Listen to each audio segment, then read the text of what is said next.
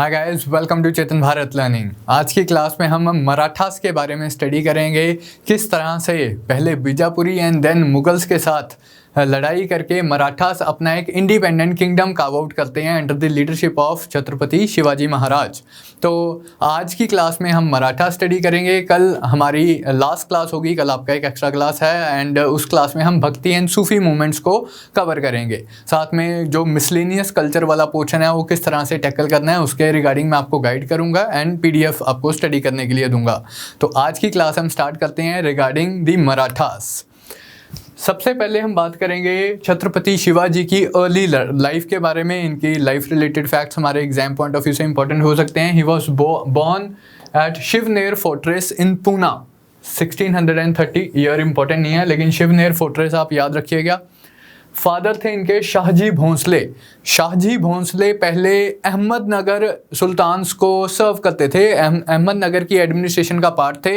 Later on जब Ahmednagar kingdom ख़त्म हो जाता है ये अपनी सर्विसेज देना स्टार्ट कर देते हैं बीजापुरी सुल्तान्स को। बीजापुर में कौन सी डायनेस्टी होती है? आदिल शाहीज ऑफ बीजापुर। अहमदनगर में कौन सी डायनेस्टी होती है? निज़ाम शाहीज ऑफ अहमदनगर। तो पहले निज़ाम शाहीज को सर्व कर रहे होते हैं, लेटर ऑन ये बीजापुरी सुल्तान्स को सर्व करते हैं एंड इन्हें एक जागीर भी मिली होती है। शिवाजी की मदर जीजाबाई, जिनका शिवाजी के ऊपर बहुत ज़्यादा इन्फ्लुएंस था। इसके अलावा महाराष्ट्र के दो भक्ति सेंट्स हैं बहुत इंपॉर्टेंट, संत रामदास एंड संत तुकाराम।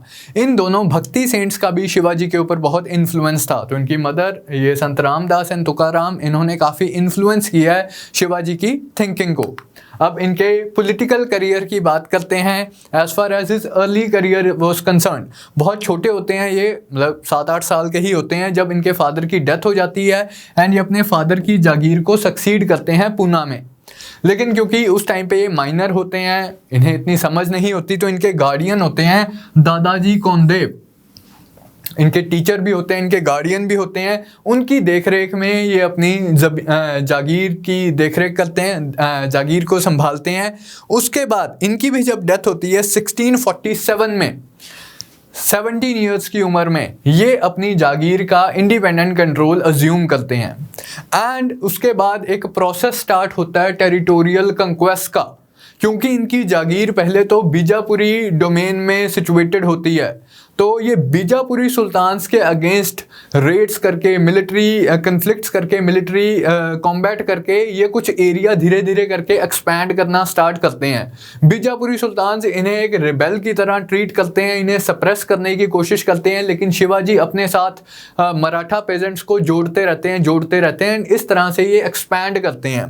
तो इस प्रोसेस में काफ़ी सारी बैटल्स होती हैं। अब सारी इंडिविजुअल बैटल्स के डिटेल्स में हमें जाने की ज़रूरत नहीं है from the point of view of our exam, but like otherwise आपको कंटेक्स्ट क्लियर होना चाहिए कि बीजापुरी सुल्तान्स ने इनकी रिबेलियन को सप्रेस करने की कोशिश करते हैं, लेकिन ये पॉपुलर सपोर्ट से अपना जो मिलिट्री कैंपेन्स हैं वो जारी रखते हैं against the Bijapuri sultans and धीरे धीरे करके अपनी टेरिटरी बढ़ाते रहते हैं। तो ये कोंकण और वेस्टर्न घाट्स वाला रीजन, कोंकण कोस्ट वो जो महाराष्ट्र कोस्ट वाला रीजन है एंड द वेस्टर्न घाट्स वाले रीजन के ऊपर अपना टेरिटोरियल कंट्रोल धीरे धीरे करके एक्सपैंड करते हैं। अब इस कंटेक्स्ट में एक ये वाली बैटल इंपॉर्टेंट है, मतलब बैटल का नाम चाहे इतना इंपॉर्टेंट नहीं है, बैटल ऑफ प्रतापगढ़, लेकिन इवेंट्स आपको इसके थोड़े से ध्यान में होने चाहिए। बीजापुरी सुल्तान्स अपने गवर्नर अफजल खान को भेजते हैं शिवाजी को टैकल करने के लिए। शिवाजी मतलब उनको कहते हैं कि लड़ने का कोई फ़ायदा नहीं है, हम नेगोशिएशंस के थ्रू देखते हैं अगर कोई सोल्यूशन निकाल पाते हैं हम। तो दोनों ही साइड्स जब ये नेगोशिएशंस के लिए आती हैं तो एक दूसरे के अगेंस्ट सस्पिशियस होती हैं। शिवाजी को होता है कि अफजल खान कुछ गलत कर सकता है इस नेगोशिएशंस वाली मीटिंग का फ़ायदा उठा के, एंड अफजल खान वो सस्पिशियस अबाउट शिवाजी एंड उसके कुछ अपने प्लान्स भी थे कि इस मीटिंग का फ़ायदा उठा के मैं असैसिनेट कर दूंगा शिवाजी को इस तरह से। तो जब ये मीटिंग होती है तो अफजल खान जैसे ही शिवाजी को स्ट्रैंगुलेट करने की कोशिश करता है तो शिवाजी उसे बहुत ही स्किल के साथ असैसिनेट कर देते हैं। वो प्रिपेयर्ड गए होते हैं, आर्मर उन्होंने पहना होता है तो उन्हें मार देते हैं यूजिंग टाइगर्स क्लॉज, वाघ नख। ये काफ़ी पॉपुलर सा है वाघ नख की। वो अपना एक सीक्रेट वेपन छुपा के लेके गए होते हैं, उससे वो इसे असैसिनेट कर देते हैं इस तरह से। उसके बाद बीजापुरी किंगडम तो भाई शांत हो जाता है, वो तो कहता है भाई हमारे बस की तो बात नहीं है शिवाजी को कंट्रोल करना, एंड वो शिवाजी की डोमिनियंस की इंडिपेंडेंस को रिकॉग्नाइज कर लेता है। लेकिन अब ये चीज़ मुगल एम्परर औरंगजेब को इन्फ्यूरिएट करती है, क्योंकि शिवाजी सिर्फ बीजापुरी टेरिटरी को ही नहीं रेड कर रहे होते हैं, ये मुगल टेरिटरीज को भी रेड कर रहे होते हैं। जब बीजापुरी सुल्तान अपनी इनएबिलिटी एक्सप्रेस कर देते हैं, भाई हम शिवाजी को नहीं कंट्रोल कर सकते, औरंगजेब इन्फ्यूरिएट हो जाता है एंड ये अपने मुगल वाइसरॉय को बोलता है कि इस प्रॉब्लम का सोल्यूशन निकाला जाए, शिवाजी को किस तरह से टैकल किया जाए। तो जब वो मुगल टेरिटरीज रेड कर रहे होते हैं, इसी कंटेक्स्ट में औरंगजेब अपने गवर्नर शस्ता खान को ऑर्डर्स देता है कि आप शिवाजी को कंट्रोल करने की कोशिश करो। लेकिन बिफोर शस्ता खान को take any action against Shivaji खुद ही एक सरप्राइज नाइट रेड करते हैं एंड शस्ता खान के पूरी आर्मी को वो काफ़ी हद तक नुकसान पहुंचा देते हैं एंड शस्ता खान की शिकस्त हो जाती है। अब इस इवेंट से इन्फ्यूरिएट होके औरंगजेब शस्ता खान को बंगाल ट्रांसफ़र कर देता है। यूजली जब सीनियर मनसबदार की ट्रांसफ़र होती थी तो उन्हें एम्परर के सामने पर्सनली पेश होना होता था एंड एम्परर पर्सनली उन्हें ऑर्डर देता था कि आप इस सूबेदारी की बजाय किसी और सूबे की सूबेदारी का कंट्रोल हासिल कीजिए। लेकिन शस्ता खान से औरंगजेब इतना परेशान होता है, इतना उससे दुखी होता है कि वो कहता है कि बस मुझे शक्ल भी दिखाने की ज़रूरत नहीं है, बंगाल पहुँच जा सीधा। तो ये आप इवेंट ध्यान में रख सकते हैं, उससे जस्ट अगले ही साल 1660 का इवेंट है। उसके बाद of course Shivaji was very encourage, very emboldened by this success, so much so that कि उन्होंने मुगल्स के famous port city of Surat के ऊपर अटैक कर दिया एंड काफ़ी सारा प्लंडर वहाँ से कलेक्ट किया। इसके बाद अब औरंगजेब अपॉइंट करते हैं जय सिंह को as viceroy of the Deccan, as governor of the Deccan, and उन्हें रिस्पॉन्सिबिलिटी देते हैं कि इस मराठा प्रॉब्लम का अगर कोई सोल्यूशन निकल सकता है मुगल्स के पॉइंट ऑफ व्यू से तो देखा जाए। जय सिंह को काफ़ी अच्छी खासी आर्मी भी देते हैं जिससे वो परस्यू करते हैं शिवाजी को। अल्टीमेटली जय सिंह जब पुरंदर के किले को घेर लेते हैं तो वो नेगोशिएशंस प्रपोज करते हैं, वो शिवाजी के साथ पीस ट्रीटी साइन करते हैं जिसे हम बोलते हैं ट्रीटी ऑफ पुरंदर। 1665-66 के अराउंड की ये बात है, ट्रीटी 65 की है। तो इस ट्रीटी में जय सिंह शिवाजी को कन्विंस करवाने की कोशिश करते हैं कि आप भी मुगल मनसबदारी में शामिल हो जाइए, आप पीस साइन कर लीजिए मुगल्स के साथ, अपने कुछ फोर्ट्स हमें सरेंडर कर दीजिए। नाउ जय Singh was negotiating on behalf of Mughal emperor Aurangzeb कि आपके पास अराउंड आज की डेट में 35 फोर्ट्स हैं, आप उनमें से 23 फोर्ट्स हमें सरेंडर कर दीजिए, आपके लिए मैं वर्ड पुट इन कर दूंगा औरंगजेब को एंड औरंगजेब आपको अपनी मनसबदारी में शामिल कर लेगा, अच्छा रैंक दे देगा। तो उसके बाद बोलते हैं कि शिवाजी आगरा विजिट करते हैं, लेकिन औरंगजेब के साथ जो मीटिंग होनी थी वो कोई फ्रूटफुल मीटिंग नहीं होती है। औरंगजेब उन्हें हाउस अरेस्ट करने का ऑर्डर दे देते हैं after dispute between the two. तो इस इंसिडेंट के बाद शिवाजी कन्विंस हो जाते हैं कि मुगल्स के साथ कोई अग्रीमेंट नहीं की जाती। वो जहां उन्हें हाउस अरेस्ट में भी रखा होता है वहां से वो एस्केप कर जाते हैं, मतलब अपना थोड़ा सा भेस बदल के निकल जाते हैं एंड वापस मराठा लैंड में आके वो अपने जो फोर्ट्स उन्होंने सरेंडर किए होते हैं उन्हें रिकंकर करने का प्रोसेस स्टार्ट करते हैं। तो एक एक करके ये जो सारे फोर्ट्स सरेंडर किए होते हैं ये वापस लेने का प्रोसेस स्टार्ट होता है। इसी प्रोसेस में दो फेमस बैटल्स हैं, एक तो battle of Sinhagad and battle of Salher. Battle of Sinhagad तो वही है जो तानाजी वाली मूवी में आपको प्रेजेंट भी की गई है, कौंढना के किले को जीतने के लिए। Kondhana was renamed as Sinhagad later on, Tanaji के नाम पे ही कौंढना फोर्ट को रीनेम कर दिया था एज सिंहगढ़ फोर्ट। तो battle of Sinhagad and battle of Salher में मुगल फोर्सेस को डिफीट करते हैं शिवाजी एंड अल्टीमेटली 1674 में he crowned himself as the Maratha king with the title Chhatrapati उनका टाइटल था। रायगढ़ में उनकी कोरोनेशन हुई है। तो ऊपर वाली ये जो मुराल पेंटिंग है मुगल्स के टाइम की, ये जय सिंह एंड शिवाजी के बीच की मीटिंग को डिपिक्ट करती है। नीचे इनकी कोरोनेशन का सीन है। किंग बनने के बाद after he assumes the title of Chhatrapati, ये वेव ऑफ कंक्वेस्ट एक लॉन्च करते हैं। तो काफ़ी सारा region by the time of his death in 1680, 1674 से लेके 1680 तक का छोटा सा इनका रेन होता है, 6.5 ईयर्स का। बाय द टाइम ऑफ 1680 ये पूरा वेस्ट कोस्ट वाला जो रीजन है एंड आइसोलेटेड पोर्शंस यहाँ पर they were part of the Maratha kingdom. तो कंक्वेस्ट के अलावा उन्होंने मराठा एडमिनिस्ट्रेशन की भी फाउंडेशन रखी। मराठा एडमिनिस्ट्रेशन हम आगे वाली स्लाइड्स में देखेंगे। It was largely based on Mughal and Deccani administration. तो लेकिन उसमें भी उन्होंने काफ़ी इनोवेटिव फीचर्स इंट्रोड्यूस किए। 1680 में मैंने आपको बताया इनकी डेथ हो जाती है बाय नेचुरल रीजंस, फीवर हो जाता है इन्हें। इनकी डेथ के बाद मराठा पॉलिटिक्स किस तरह से डेवलप होती है? इनके डेथ के बाद ही was succeeded by his son Shambhaji Maharaj who ruled from 1681 to 1689। अब ये वही टाइम फ्रेम था जब मुगल एम्परर औरंगजेब खुद औरंगाबाद आया हुआ था एंड डेक्कन कैंपेन्स को सुपरवाइज कर रहा था, लीड कर रहा था। इसी टाइम के दौरान 1686 में बीजापुरी किंगडम को अनेक्स कर लिया जाता है, 1687 में गोलकोंडा किंगडम को अनेक्स कर लिया जाता है एंड इसी सीरीज में आगे मराठास के अगेंस्ट कैंपेन लॉन्च की जाती है एंड 1689 में संभाजी को भी डिफीट कर लिया जाता है। 1689 में Sambhaji was executed as the result of Mughal Maratha war. उसके बाद इनके बेटे शाहू जी महाराज को तो इम्प्रिजन कर लिया जाता है, लेकिन इनके जो छोटे भाई होते हैं राजा राम, वो गद्दी पे बैठते हैं। वो कभी भी ऐसा गद्दी पे नहीं बैठते, वो कहते हैं मैं तो शाहू जी के बिहाफ पे ही रूल कर रहा हूँ, बड़े भाई का बेटा शाहू जी का क्लेम बनता है। तो लेकिन Maratha polity was controlled by Raja Ram. ये इनके टाइम का एक इंपॉर्टेंट इवेंट आप ध्यान में रखेंगे। He shifted the headquarters to Gingee, present day Tamil Nadu में है जिंजी, इस रीजन में है जिंजी। यहां पर ये कैपिटल शिफ्ट कर लेते हैं पुणे वाले रीजन से।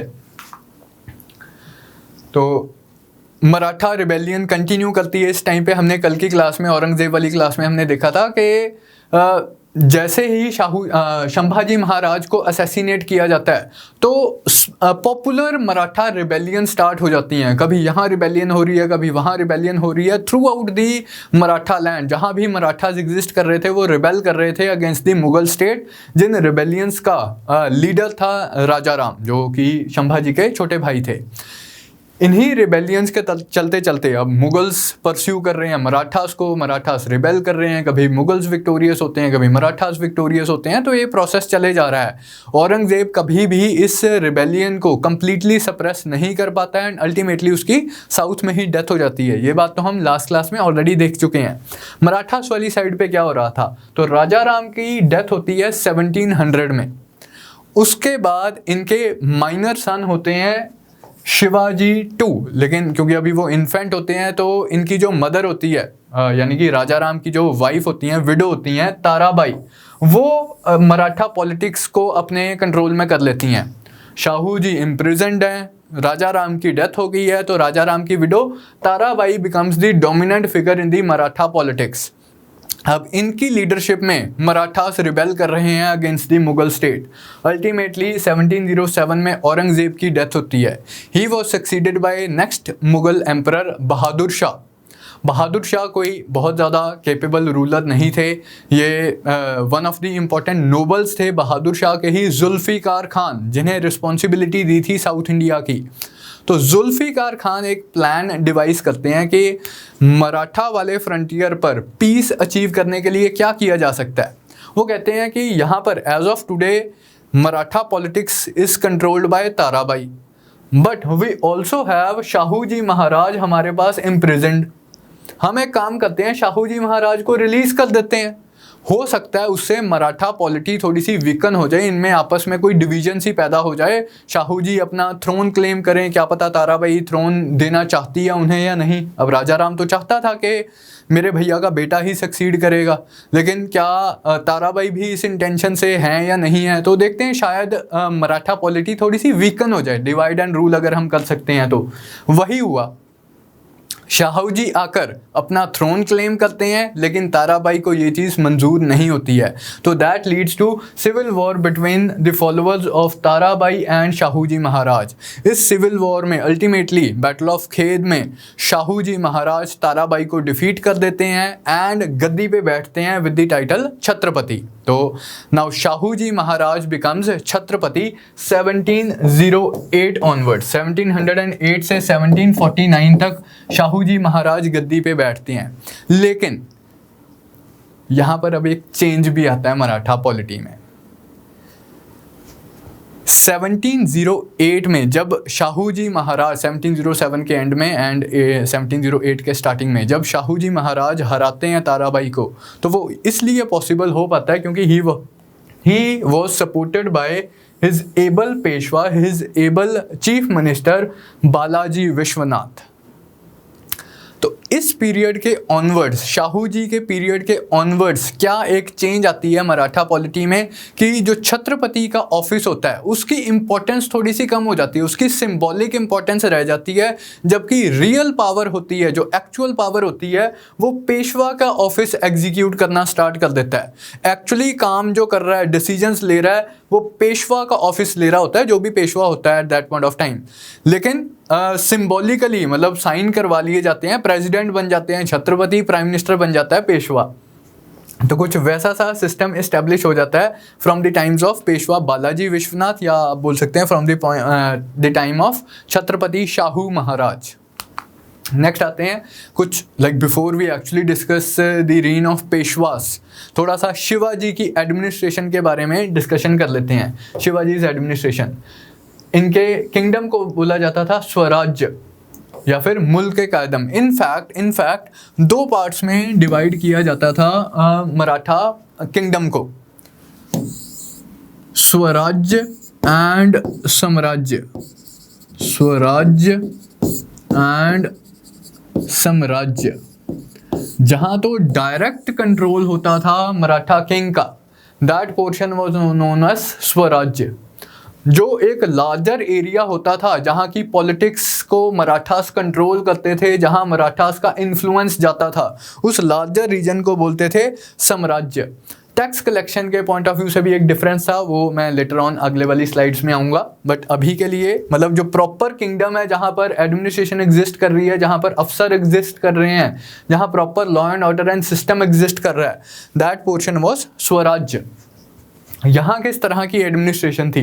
As far as the central administration was concern, तो of course king was supreme, he was the center of the entire political framework. तो सारी की सारी पावर, मिलिट्री, जुडिशियल, एग्जीक्यूटिव, सारी पावर किंग के ऑफिस में कंसंट्रेटेड थी। He was assisted by a council of ministers known as Ashta Pradhan. तो शिवाजी के अष्ट प्रधान आप याद रखेंगे, कौन से 8 अफसर थे, कौन से 8 मंत्री थे जो अष्ट प्रधान कॉन्स्टिट्यूट करते थे। सबसे इंपॉर्टेंट था इनमें द ऑफिस ऑफ पेशवा, जिसे आप प्राइम मिनिस्टर कह सकते हैं, पंत प्रधान या फिर prime minister, the main minister. अब प्राइम मिनिस्टर चीफ मिनिस्टर में ऐसे लड़ाई नहीं कर लेनी है कि लिखा तो चीफ मिनिस्टर है, बोल प्राइम मिनिस्टर रहे हैं। मतलब जो किंग को असिस्ट करता हुआ फर्स्ट मिनिस्टर है, दैट वाज पेशवा। फिर द सेनापति और the commander in chief was known as Sare Naubat. Amatya या फिर Majumdar, he was the chief accountant of the state. Waqai Navis was the intelligence and the police officer, मतलब the head of the police and intelligence department. Chitnis बोलते थे secretary को, जो official correspondence को control करता था, जो सरकारी आदेश वगैरह हैं, दीवाने इंशा वाला है ये। सुमंत या दाबीर होता था master of ceremonies and foreign affairs. न्यायाधीश मिनिस्टर ऑफ जस्टिस। पंडित राव जो कि रिलीजियस अफेयर्स को कंट्रोल करता था। इनमें न्यायाधीश और पंडित राव को छोड़कर, इन 2 ऑफिसर्स को छोड़कर बाकी के जो 6 ऑफिसर्स हैं, ये मिलिट्री कमांडर्स का भी रोल प्ले करते थे, जो मिलिट्री कैंपेन्स में भी पार्टिसिपेट करते थे, लीड करते थे। ये 2 सिविल ऑफिसर्स होते थे, ये लड़ाइयों में पार्टिसिपेट नहीं करते थे, minister of justice and Pandit Rao. तो ये तो हो गई सेंट्रल एडमिनिस्ट्रेशन। अब वर्टिकल एडमिनिस्ट्रेशन की बात करें, लोकल एंड प्रोविंशियल लेवल की, तो empire was divided into Prants. Provinces were known as Prant, Prant की सरकार, हेडेड बाय सूबेदार। प्रांत वाज हेडेड बाय सूबेदार, जैसे मुगल सूबा था, सूबे का हेड सूबेदार। लेकिन इनके ऊपर सूबेदार के ऊपर भी एक ऑफिसर होता था, सर सूबेदार, जो कि सूबेदार को कंट्रोल करता था। सेंट्रल गवर्नमेंट में ऑफिसर होता था सर सूबेदार, जो कि डिफरेंट सूबेदार्स को कंट्रोल करता था। फिर every province was divided into Tarafs. ये हमने डकनी सुल्तान्स के केस में पहले भी देखा था। तरफ हेडेड बाय तरफदार होता था डकनी सुल्तान्स के केस में। उस टाइम पे तरफ वाज अ प्रोविंस, यहाँ पर तरफ was a district which was headed by havildar. Every district was divided into Parganas. ये तो पुराने वाला नॉमेनक्लेचर ही चला आ रहा है। यहाँ पर दो ऑफिसर्स होते थे, देश पांडे एंड देशमुख। देशमुख का काम होता था लॉ एंड ऑर्डर मेंटेन करना, शेरशाह सूरी की तरह। मतलब उन्होंने दो ऑफिसेस क्रिएट किए। एक का काम होता था लॉ एंड ऑर्डर मेंटेन करना, एक का काम होता था अकाउंट्स मेंटेन करना, record keeping. Village level, village was known as मौजा। ये पहले हमने मुगल्स के टाइम में भी डिस्कस किया है। तो विलेज लेवल पे भी दो ऑफिसर होते थे, पाटिल्स एंड कुलकर्नीस। पाटिल्स का काम होता था लॉ एंड ऑर्डर मेंटेन करना, कुलकर्नीस का काम होता था अकाउंट्स एंड रिकॉर्ड कीपिंग करना। हमने देखा था कि जैसे दिल्ली सल्तनत में या मुगल्स के केस में जो परगना लेवल पे ऑफिसर्स होते थे, ग्रुप ऑफ विलेजेस वाले लेवल पे जो ऑफिसर्स होते थे या विलेज लेवल पे जो ऑफिसर्स होते थे, वो स्टेट अपॉइंटेड ऑफिसर्स नहीं होते थे। बेसिकली वो रूरल एलीट सोसाइटी का ही पार्ट होते थे। उन्हीं को कोऑप्ट कर लेती थी स्टेट की, भाई आप लोगों से टैक्स आप ही कलेक्ट कर लिया करो हमारे बिहाफ पे। यहाँ पे भी ये जो देश पांडे, देशमुख, कुलकर्नीज एंड पाटिल्स थे, ये भी रूरल एलीट सोसाइटी का ही पार्ट होते थे। इन्हें को-ऑप्ट कर लेते हैं शिवाजी इन दी एडमिनिस्ट्रेटिव हायरार्की। इनफैक्ट लेकिन मतलब एक चेंज क्या वो इंट्रोड्यूस करते हैं, इनकी जो इंडिपेंडेंसी टेंडेंसीज होती हैं कि हम अपनी मर्जी के खुद मालिक हैं, उन टेंडेंसीज को थोड़ा सा क्लिप कर देते हैं शिवाजी। एंड उन्हें जो सेंट्रल गवर्नमेंट ऑर्डर्स पास कर रही है, जितना टैक्स बोल रही है, उस अकॉर्डेंस में ही उनसे काम करवाना की प्रैक्टिस इन्होंने स्टार्ट की थी कि ये अपनी मर्जी से ना रूल करते रहें, जैसा सेंट्रल गवर्नमेंट बोल रही है वैसे रूल करें। तो ये शिवाजी ने चेंजेस वगैरह इंट्रोड्यूस की थी। मिलिट्री एडमिनिस्ट्रेशन की अगर बात करें तो जो मराठा पॉलिटी थी बेसिकली इट फोकस्ड ऑन, या इट जो मेन फाइटिंग आर्म थी, इट वाज लाइट कैवेलरी। घुड़सवार होते थे मराठाओं की फौज में प्राइमरीली, एंड ऐसा भी नहीं कि बहुत हैवीली आर्म्ड घुड़सवार होते थे, जो कि which was the case with the Mughal cavalry, कि बहुत हैवीली आर्म्ड इनके कैवेलरी वाले होते थे। They dependent on the Marathas, they banked on the quick movements of their forces, कि एक जगह से दूसरी जगह जल्दी से जाके अटैक कर दिया एंड देन अटैक करके आके अपनी स्ट्रॉन्ग होल्ड्स में आके, किलों में आके रिफ्यूज ले लिया। लाइटनिंग स्ट्राइक्स करनी है, स्ट्राइक करके एकदम से वापस आ जाना है अपने स्ट्रॉन्ग होल्ड में। इन टैक्टिक्स पे मराठा वॉर सिस्टम बेस्ड था। तो cavalry was the main fighting force, light cavalry was the main fighting force. अब इसमें भी दो तरह के घुड़सवार होते थे, दो तरह के कैवेलरी मैन होते थे, बडगीज एंड शिलेदार्स। बडगीज वो कैवेलरी मैन होते थे, वो सवार होते थे जिन्हें घोड़े और वेपन्स स्टेट सप्लाई करती थी। ये proper enrolled soldiers of the state हो गए कि आपको घोड़ा भी प्रोवाइड किया जाएगा, आपको हथियार भी प्रोवाइड किए जाएंगे, आपको ट्रेनिंग भी प्रोवाइड की जाएगी, आप लड़ोगे फॉर द स्टेट। दूसरे हो गए शिलेदार, ये खुद से अपने घोड़े भी अरेंज करते थे, खुद से अपने वेपन्स भी अरेंज करते थे। बस जस्ट है कि जब मराठा आर्मीज जा रही होती थी, इन्हें कॉल कर दी जाती थी, ये भी पार्टिसिपेट कर लेते थे। अब ये क्यों पार्टिसिपेट कर लेते थे, ये इनका जब हम रेवेन्यू एडमिनिस्ट्रेशन करेंगे उसमें हम ये समझेंगे। जस्ट अभी इसके ऊपर मैं डिस्कशन करता हूँ।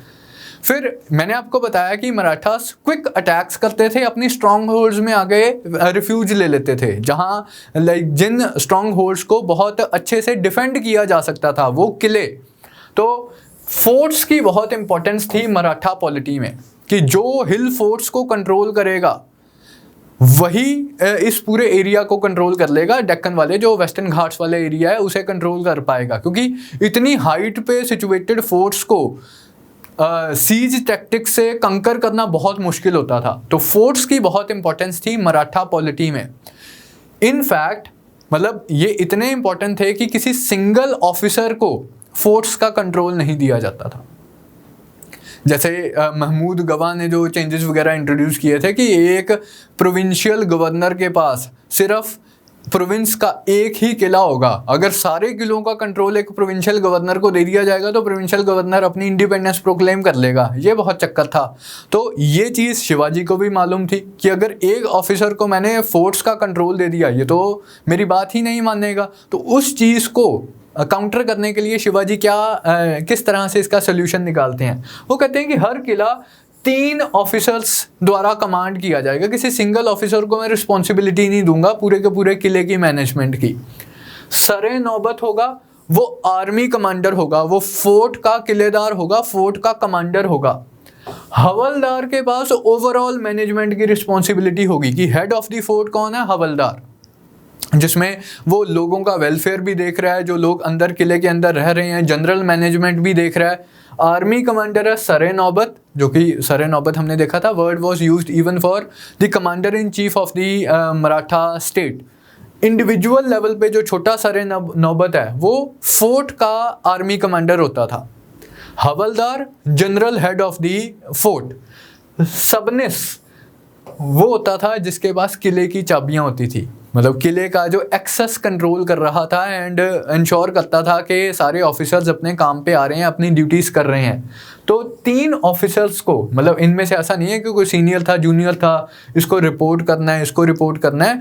तीनों इक्वल रैंक्ड ऑफिसर्स होते थे जिन्हें किलों का कंट्रोल दिया गया, सरे नौबत, हवलदार एंड सबनिस। तो इस तरह से फोर्ट एडमिनिस्ट्रेशन देखी जाती थी during the Maratha dominions. Shivaji also gave importance to navy. One of the very few references ही मिलते हैं हमें इंडियन हिस्ट्री में जब किसी किंगडम ने नेवी को इम्पोर्टेंस दी हो। चोलास के केस में हम नेवी की डेवलपमेंट को देखते हैं, विजयनगर के केस में हम नेवी की डेवलपमेंट को थोड़ा बहुत देखते हैं। शिवाजी ने भी नेवी को इम्पोर्टेंस दी थी। इनकी जो नेवी थी ये कोली ट्राइब्समैन द्वारा मैन की जाती थी, मतलब अदरवाइज फिशिंग कास्ट के लोग थे जो कि इन्होंने इनलिस्ट कर लिए थे in the Maratha navy. And Maratha navy के जो कमांडर थे कान्होजी आंगड़े, ये रहे, इन्होंने बहुत इंपॉर्टेंट रोल प्ले किया है मराठा नेवी को स्ट्रेंथन करने के लिए। Kanhoji Angre was the main Maratha naval commander. तो इस तरह से शिवाजी ने अपनी प्रॉपर मिलिट्री एडमिनिस्ट्रेशन बना के रखी, कैवेलरी, फोर्ट्स एंड नेवी। इसके अलावा हम बात करेंगे रेवेन्यू एडमिनिस्ट्रेशन की। अब यहाँ पर एक आपने डिस्टिंक्शन देखनी है जो मैंने आपको बताई, स्वराज्य एंड साम्राज्य।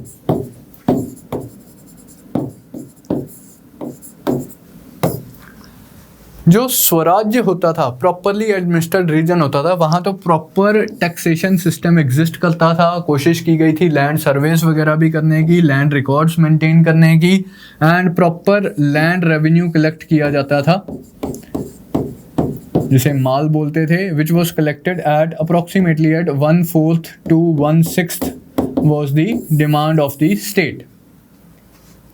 प्रॉपर टैक्सेशन सिस्टम एग्जिस्ट करता था। कुछ केसेस में 20% तक भी, 1/5 तक, मतलब 1/4, 1/5, 1/6 इस रेंज में टैक्स वेरी करता था। लेकिन साम्राज्य में क्या होता था, ये कौन सा एरिया है, ये आउटसाइड दी डोमेन है, ये मराठा किंगडम का एज सच पार्ट नहीं है, लेकिन इस रीजन में मराठास मानते हैं कि जी हमारा कंट्रोल है, ये वो इलाका है that is controlled by Marathas. किस तरह से फिर यहाँ क्या होता था, यहाँ मराठास 2 टैक्सेस कलेक्ट करते थे, chauth and sardeshmukhi.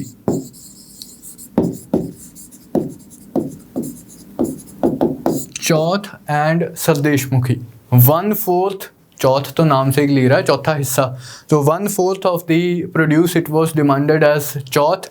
Sardeshmukhi tax was collected as 1/10 of the produce. शायद ये वो टेरिटरीज भी हो सकती थी जो एक्चुअली मराठास के कंट्रोल में नहीं है, लेट्स से बीजापुरी सुल्तान्स के कंट्रोल में है। मराठा किंगडम के बाहर बीजापुरी टेरिटरीज हैं, लेकिन मराठास कहते हैं यहाँ भी हमारा कंट्रोल है, हम यहाँ के लोगों से चौथ और सरदेशमुखी कलेक्ट करेंगे। या तो ये चौथ या सरदेशमुखी हमें दे दी जाए, या तो लोग खुद ही दे दें, या फिर राजा रिकॉग्नाइज कर ले भी इस इलाके का जो टैक्स है चौथ एंड सरदेशमुखी यहाँ के लोग मराठास को देंगे, नहीं तो मराठास इस इलाके के ऊपर अपना अटैक करेंगे एंड प्लंडरिंग रेड्स करेंगे। तो इस तरह से किंगडम के बाहर वाले रीजन्स में भी मराठास ने अपना कंट्रोल बनाया हुआ था। तो ये एक इम्पॉर्टेंट पार्ट था मराठा पॉलिटिकल सिस्टम का कि अपने किंगडम से बाहर प्लंडरिंग रेड्स की जाएंगी। जो दूसरे वाला रूलर है, चाहे वो मुगल रूलर हो, मुगल गवर्नर हो, चाहे वो बीजापुरी सुल्तान हो, कोई भी हो, उनके इलाके में जाके मिलिट्री रेड की जाएगी। उनके गवर्नर्स को या सुल्तान्स को फोर्स किया जाएगा इनकी राइट टू चौथ रिकॉग्नाइज करने के लिए। इनफैक्ट लेटर ऑन जब मुगल एम्पायर काफ़ी वीकन हो जाता है, शिवाजी की भी डेथ हो जाती है, पेशवास का टाइम चल रहा होता है, तो जो लेटर मुगल्स होते हैं जो बहुत कमज़ोर होते हैं, वो मराठास को नॉर्थ इंडिया से भी चौथ कलेक्ट करने की परमिशन दे देते हैं कि रूल कहने को तो मुगल्स का है, लेकिन मराठास हरियाणा वाले रीजन से, राजपूताना वाले रीजन से भी चौथ कलेक्ट कर रहे हैं। तो इस तरह से लाइक साम्राज्य वाले रीजन की भी काफ़ी एक्सपेंशन हुई है लेटर ऑन। तो ये चीज़ें आप ध्यान में रखोगे regarding the administration of the Marathas. अब हम आते हैं पेशवास के दौर पे। हमने अब तक डिस्कशन किया था, जहां मैंने पॉलिटिकल डिस्कशन ख़त्म की थी, कि 1708 में छत्रपति शाहू जी महाराज गद्दी पे बैठते हैं, लेकिन ही was assisted bye Balaji Vishwanath, his Peshwa, his prime minister Balaji Vishwanath, तभी वो वॉर ऑफ सक्सेशन में या सिविल वॉर में सक्सेसफुल हो पाए थे। उसके बाद जो छत्रपति का ऑफिस है वो सेरिमोनियल सा ऑफिस बन गया, एक फॉर्मल सा ऑफिस बन गया। On the other hand real power fell to the hands of Peshwas, to the office of Peshwa. तो पहले पेशवा जो जिन्होंने इस ऑफिस को एक सेमी इंडिपेंडेंट सा ऑफिस बनाया वो थे बालाजी विश्वनाथ। ऑफिस तो शिवाजी महाराज के टाइम से चल रहा था, लेकिन इंडिपेंडेंसी पावर आई है पेशवा बालाजी विश्वनाथ के टाइम के ऑनवर्ड्स। इनके टाइम पे जो मुगल एम्परर होते हैं फारूक सियार, वो रिकॉग्नाइज करते हैं शाहू को as Maratha king. In fact Marathas were ये यहाँ पे गलत है। In fact Marathas were allowed to collect chauth and sardeshmukhi from the Mughal provinces of Deccan. देख रहे हो आप, साम्राज्य की एक्सपेंशन हो रही है। इलाका किसका है? मुगल्स का। प्रोविंसेस किसके हैं? मुगल्स के। लेकिन वहां से चौथ एंड सरदेशमुखी कौन कलेक्ट कर रहा है? मराठास कलेक्ट कर रहे हैं। तो पेशवा बालाजी विश्वनाथ के टाइम पे मुगल्स ने मराठास को डेक्कन वाले अपने इलाकों में से भी चौथ एंड सरदेशमुखी कलेक्ट करने की परमिशन दे दी थी। तो ये इंपॉर्टेंट इवेंट है। इनफैक्ट मैंने आपको बताया था लेटर मुगल्स में कि सैयद ब्रदर्स इतने पावरफुल हो गए थे कि उन्होंने फारूक सियार को असैसिनेट करवा दिया था। पेशवा बालाजी विश्वनाथ ने भी इस मतलब एक्टिविटी में उनको सपोर्ट किया था कि फारूक सियार को असैसिनेट किया जाए। They were so strong that they could even interfere in the court politics of the Mughals by the time of Balaji Vishwanath. He was succeeded by Ranveer Singh Bajirao one, not Balaji Bajirao, उनके नेक्स्ट आए थे Bajirao one from 1720 to 1740 onwards. Maratha polity reached its peak under Bajirao one. Maximum expansion हुई है Bajirao one के time पे। तो Maratha control it extended as far as Punjab and Haryana region, as far as like just on the to the borders of Bengal से लेके, बंगाल में independent rule था, हैदराबाद में इंडिपेंडेंट रूल था, निज़ाम ऑफ हैदराबाद रूल कर रहा था, अवध में इंडिपेंडेंट सा सेमी इंडिपेंडेंट सा रूल था, वहाँ पर अपने नवाब रूल कर रहे थे। बाकी मोस्ट ऑफ द इंडिया में मराठास का कंट्रोल था। तो Maratha power reach its zenith under the rule of Peshwa Bajirao one. इनके टाइम पे ये इतनी ज़्यादा मराठा एक्सपेंशन किस तरह से हुई है? इन्होंने लाइक एक सिस्टम डिवाइस किया जिसमें डिफरेंट मराठा सरदार्स को डिफरेंट टेरिटरीज का कंट्रोल दे दिया, डिफरेंट मराठा फैमिलीज को डिफरेंट टेरिटरीज का कंट्रोल दे दिया कि इस तरफ को डायरेक्शन करनी है, इस तरफ को, इस डायरेक्शन को हमने एक्सपेंशन करनी है। तो ये वाली जो मराठा फैमिली है इसकी रिस्पॉन्सिबिलिटी है। नॉर्थ की तरफ एक्सपेंशन करनी है तो Scindia family based in Gwalior, इनकी रिस्पॉन्सिबिलिटी है नॉर्थ वाले एरिया को मैनेज करना। इसी तरह से डिफरेंट रीजन्स। तो ये different Maratha families, different Maratha sardars came into existence. Gaekwad based at Baroda, ये इंपॉर्टेंट है बच्चे, ये आप इसको रट्टा मारोगे, ये आपको याद रखनी है। Gaekwads based at Baroda, Bhonsles based at Nagpur, Holkars based at Indore, Scindias based at Gwalior, Jyotiraditya Scindia इसी फैमिली से हैं, Scindias based at Gwalior. And Peshwas का जो ट्रेडिशनल ऑफिस था वो तो था ही बेस्ड एट पुणे। तो किस रीजन को कौन सी मराठा फैमिली कंट्रोल करेगी, इसका एक सिस्टम सा डिवाइस किया था। अब इनिशियली तो ये एक एक्सपेंशन का डिवाइस था कि डिफरेंट इंपॉर्टेंट मराठा फैमिलीज को इन्होंने को ऑप्ट कर लिया मराठा स्टेट की एक्सपेंशन में। लेकिन लेटर ऑन जब पेशवाज इतने स्ट्रांग ना रहे तो यही system would be responsible for disintegration of the Maratha empire. जब तक तो पेशवा स्ट्रांग बैठा हुआ ऊपर, तब तक तो डिफरेंट मराठा सरदार्स को भी वो कंट्रोल कर रहा है। लेकिन जैसे ही पेशवा थोड़ा सा वीकन हो जाएगा तो ये मराठा सरदार्स बहुत ज़्यादा पावरफुल हो जाएंगे खुद, एंड अपने सेमी ऑटोनॉमस से बन जाएंगे, सेमी इंडिपेंडेंट से बन जाएंगे। पेशवा की बात तो मानेंगे लेकिन नहीं मानने को ना भी मानेंगे, थोड़ा सा अपना इंडिपेंडेंट कंट्रोल भी चल रहा है। तो ये इन्होंने सिस्टम स्टार्ट किया था। अभी तक ये इनके टाइम में तो ये सिस्टम इस्तेमाल किया जाता है एक्सपेंशन में, लेटर ऑन लेकिन इससे डिविजन्स पैदा हो जाएंगी। अगले पेशवा थे इनके बेटे बालाजी बाजीराव, बाजीराव के बेटे बालाजी बाजीराव। इनके टाइम की इंपॉर्टेंट इवेंट, किंग शाहू की डेथ होती है when he was the Peshwa, तो उनकी डेथ होती है 1749 के अराउंड शाहू की। उसके बाद जो इनके सक्सेसर्स थे, शाहू जी के सक्सेसर थे राजा राम II, तो उनकी अथॉरिटी को पेशवा नहीं मानते हैं, इनफैक्ट उन्हें इम्प्रिजन भी कर देते हैं एंड खुद इंडिपेंडेंट कंट्रोल हासिल कर लेते हैं पूरी मराठा स्टेट का। तो office of Chhatrapati came to an end with the Peshwaship of Balaji Bajirao. Chhatrapati का ऑफिस ही अबॉलिश कर दिया गया। अब पेशवा ही मेन ऑफिस है जो पूरे मराठा पॉलिटी को कंट्रोल कर रहा है। इंपॉर्टेंट इवेंट इनके टाइम का मैंने आपको कल की क्लास में बताया था कि मराठास ने नादिर शाह की इन्वेजन के बाद मुगल अंपायर इतना कमज़ोर हो गया था कि मतलब वो अपने आप को डिफेंड करने के लायक भी नहीं थे। 1752 में मराठास बालाजी बाजीराव मुगल एम्परर के साथ ट्रीटी साइन करते हैं कि अगर दिल्ली के ऊपर अटैक होगा तो हम आपको डिफेंड करेंगे। तो पंजाब हरियाणा वाले रीजन से ऑलरेडी वो चौथ तो कलेक्ट कर ही रहे थे। तो अब जब अहमद शाह अब्दाली की इन्वेजन्स हो रही होती हैं तो रिस्पॉन्सिबिलिटी टू डिफेंड दिल्ली वो मराठास के पास आती है। इनफैक्ट मराठास का ड्रीम होता है कि हम मुगल स्टेट को इतना कमज़ोर कर देंगे, अपनी पावर इतनी बढ़ा लेंगे कि इवेंचुअली हम एक हिंदू एम्पायर इस्टेब्लिश कर देंगे, हिंदू पातशाही इस्टेब्लिश कर देंगे पूरे इंडिया में। अब इसी उपलक्ष्य में वो आगे नॉर्थ वेस्टर्न फ्रंटियर का डिफेंस की रिस्पॉन्सिबिलिटी भी लेते हैं। लेकिन हमने कल डिस्कस किया था 1761 में क्या होता है, the famous third battle of Panipat. लेकिन अनफॉर्चुनेटली फॉर मराठास इस थर्ड बैटल ऑफ पानीपत में अहमद शाह अब्दाली डिफीट कर देता है। अहमद शाह अब्दाली के लिए बच्चे वर्ड दुरानी भी यूज़ किया जाता है, ये सेम ही बंदा है, कहीं कंफ्यूज हो जाओ। अहमद शाह दुरानी या अहमद शाह अब्दाली। 1761 में अहमद शाह अब्दाली मराठास को डिफीट करता है in the third battle of Panipat. अब ये जो बैटल थी in which Marathas were led by Sadashiv Rao Bhau, ये कमांडर का आप नाम याद रखेंगे, सदाशिव राव भाव द्वारा लीड की गई थी मराठा फोर्सेस। इसमें इनकी डेथ हो जाती है, ये मतलब मराठास हार जाते हैं। खबर सुन के पेशवा वो सो डिप्रेस के उनकी भी डेथ हो जाती है, पेशवा की भी डेथ हो जाती है।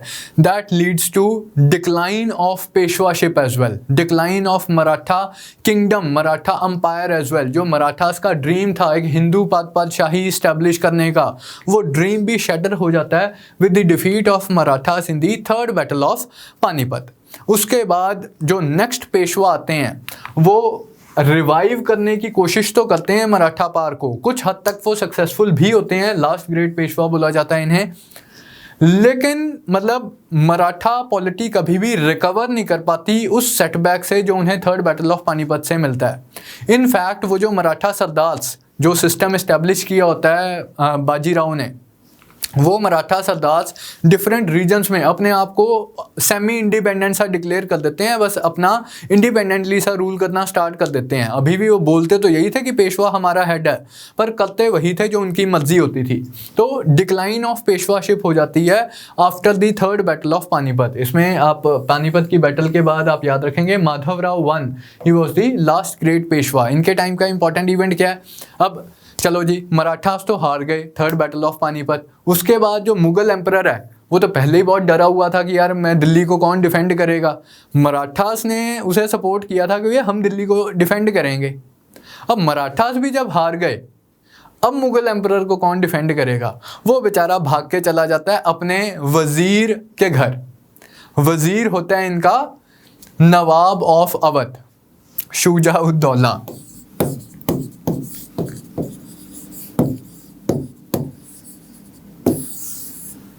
ये अदरवाइज तो नवाब ऑफ अवध होता है, लेकिन ये मुगल एम्परर का वजीर भी होता है। मुगल एम्परर ने ही इसे अवध का कंट्रोल दिया होता है, लेकिन अवध में ये भी इंडिपेंडेंस ही होता है, सेमी इंडिपेंडेंस आप लगा लो। जैसे निज़ाम ऑफ हैदराबाद हमने किया था, हैदराबाद में सेमी इंडिपेंडेंस ही था वो, इसी तरह अवध में ये सेमी इंडिपेंडेंस ही था।